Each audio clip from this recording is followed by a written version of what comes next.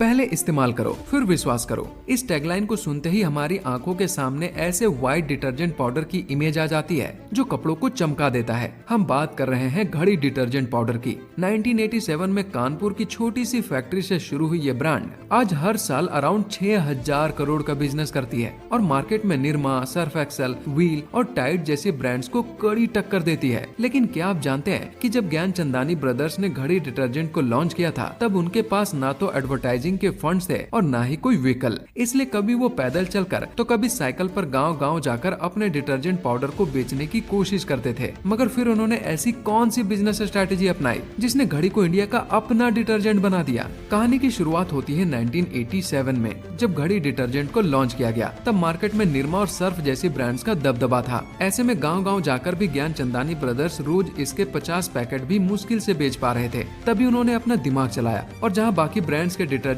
Powder blue colour के थे, इन्होंने घड़ी को व्हाइट कलर में लॉन्च किया। और इसकी सबसे बड़ी खासियत थी इसमें से खूब झाग निकलना। और अगर आप सोचेंगे तो हमें वही सोप, शैम्पू और डिटर्जेंट पसंद आते हैं जिनमें से अच्छी खासी झाग निकलती है। ऐसे में जिन भी कस्टमर्स ने घड़ी डिटर्जेंट खरीदा उन्हें काफी बढ़िया फर्स्ट एक्सपीरियंस मिला और कानपुर में प्रोडक्ट हिट होने लगा। लेकिन इतने बड़े जायंट्स को टक्कर देने के लिए सिर्फ अच्छा प्रोडक्ट बनाना काफी नहीं था, जरूरी था लोगों की जुबान पर छा जाना, जिसके लिए कंपनी ने एक बहुत ही कैची टैगलाइन दी, पहले इस्तेमाल करें फिर विश्वास करें, जिससे कंज्यूमर्स का घड़ी डिटर्जेंट पर ट्रस्ट बढ़ने लगा और घड़ी कानपुर में सुपर हिट हो गया। प्रोडक्ट एंड ब्रांडिंग के बाद अब बारी थी डिस्ट्रीब्यूशन की। ज्ञानचंदानी ब्रदर्स पहले से ही समझ चुके थे कि ये प्राइस सेंसिटिव मार्केट है, इसलिए उन्होंने अपने कंपटीटर्स जैसे कि सर्फ एक्सेल और व्हील से अपनी प्राइसिंग 20 से 30% कम रखी, जिससे शॉप ओनर्स भी इस नए प्रोडक्ट को अपनी दुकान में जगह देने लगे। अब कंपनी ने all over India rapid expansion के बजाय सबसे पहले पूरे उत्तर प्रदेश में सप्लाई चेन एक्सपेंशन शुरू किया।